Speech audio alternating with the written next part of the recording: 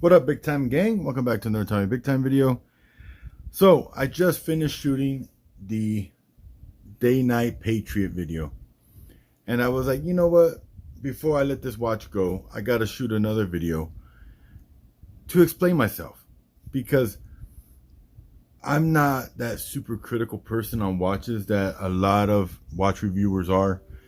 Part of it is I like what I like and I really don't justify it. Another part is I don't have the critical eye that some people do, where they notice simple little things. I'm more of a first impressions type, more of the initial reaction.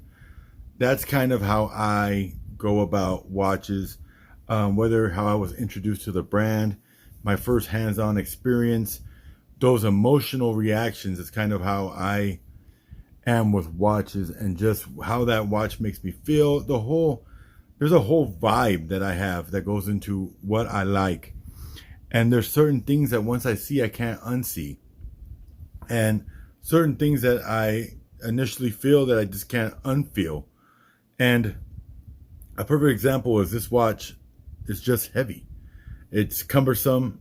It doesn't feel right on my wrist. And it's just like a turnoff. So instantly, this watch was already against all odds when I saw the thickness of the bracelet. So what this is right now is a side-by-side of what I consider a keeper deep blue and one that I'm going to let go deep blue. So this one is one I just recently got. This is one I've had for maybe a year and a half to 2.5 years, somewhere in there. So this is a deep blue Juggernaut 4 with the old school raised pip on the bezel. This is the deep blue DayNight Patriot T100 Tritium with the rainbow Tritium. So first of all, I don't know if it's the dial itself color, which I think it really is. It's like a charcoal gray. It's not a black. But look at the color on the dials. Just the black on this one just seems to look better to me than the black on this. And then we have the wave dial there, which just gives like a layer of depth. Another thing is the case shape, I guess you could say. I really, really like the case shape of the Juggernaut. And this one is just kind of more traditional case shape. Nothing bad, but just a little more sharp. The Juggernaut is a lot more bubbly. You can see the difference. This one just has like a nice rounded side. Bezel, I don't really care on either one. Either one of my favorite. But then chaptering. I love the black chaptering. And this is what I love about the Juggernaut 4s. Normally the chaptering is the same color as the dial. And I love the black chaptering in there, where this has just like a brushed steel chaptering inside that you can't even really see. So I definitely like the chaptering on this one better. And then movement is a big factor for me. NH35, love them, nothing wrong with them. But if I have two similar watches like I do here, the deciding factor might be the movement. And this is Sellita SW200 26 jewel automatic. It's a Swiss movement, reliable as heck, easily serviceable. This is a Japanese SII or Seiko NH35 24 jewel. Very good movement, but then it's just a lower grade of the Sellita. You know, it's Japan movement. I'm not saying either one is better, but most of us have it in our head that Swiss is just a little better. So I want the Swiss movement. You know, I can sell this watch for more than I can sell this watch for. You know, I look at it in all those type of ways. Date placement is a big one for me. So date placement on the Juggernaut is where it should be at the 3. I believe it should be at the 3 or the 6 and nowhere else. This one is at the 4.5. Major in my book. So this date window is framed. A lot of thought went into the design. This one is just a simple dial cutout. Looks very last minute. The 1 is kind of cut off there on the 12. It doesn't look as nice. It doesn't look as thought out, as planned. This one does have one up on this with the rainbow tritium. It's super cool. T100 tritium tubes. I can't knock that. But lume isn't a big factor for my decision making. And I love the blue markers that actually are lumed. And I will show you the lume at the end of the video. I won't charge either, so you can see them.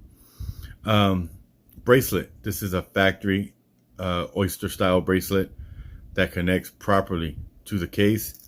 This is some kind of aftermarket bracelet that, you know, leaves a big gap. I'm not a big fan of the way that looks. I like it when it is connected factory and looks nice and flush like this. This is my type of the way it's done. The only thing I think that looks okay like this is like the Milanese. It's because, you know, really that's the only way it works. And then we go to the thickness. Look at the bracelet difference on the thickness. This is like, you know, a standard thick bracelet, and then this is just, what is that? It's like, what is that? You know, what are those? It's just so thick. And so that this is adding weight for no other purpose but to add weight. So it doesn't make any sense to me. Of course, we got a milled clasp on this one. We've got a stamped clasp on the DayNight. Case backs are very similar. They're both laser engraved, laser edged, however you want to say it. Crowns are very similar. Both are screw down. I like the knurling actually better on the DayNight than I do on the Juggernaut. But so just to clear it up for you guys, those are some of the reasons why, like the helium release valve, having a crown here at the 10 o'clock is super cool.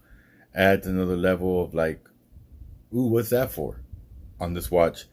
So I gotta just say, it's all those things combined that really just gets me and makes me want this one over this one. And so I just thought I'd show you why I made the video about the DayNight, kind of not dissing it, but saying, you know, it wasn't going to be a keeper for sure. I thought you guys deserved to know a little bit more of why. So having two deep blues in my collection at the same time that I can show you that are similar dial color, I guess. Nothing else really similar besides the brand and the dial color and the bezel color. But I wanted to do my best to explain myself. So let's kill the lights. Now you can see neither one was charged. This one on the left is my Juggernaut, and that is just Super Luminova in blue. Just gorgeous, a BGW9. And then this is that Tritium. Is that a big enough reason to keep this watch? In my opinion, not even close. So anyway, much love, big time gang. I just wanted to really just, you know, kind of explain myself, show you guys the two watches, and you guys can make your own decision on whether you think I'm wrong or not. And please share. I would love to hear your argument on why I am wrong. It doesn't really matter. We all like different, and so it's just for fun. But I have 3 of these Juggernaut 4s, and I absolutely love them. If I was to have to sell off my collection, I would sell off some of my other favorites before I let that go. So that's how much I like these Juggernaut 4s. They're just very comfortable to wear. The right size, 44 millimeter. I like them a lot. So with that being said, if you got a Juggernaut 4 for sale, I've got a red, a blue, and a black, and I'm always looking for another. It's got to have that raised pip, and it's got to be in great, if not mint condition. I bought the red one a little more beat up than I wanted it to be, and I ended up switching out the bracelet. I ended up, you know, trying to buff out the case, and I prefer not to have to do any of that and just have a watch that is super clean. So if you have one for sale and you want to let it go, please let me know. Much love. We'll see you in the next video. God bless.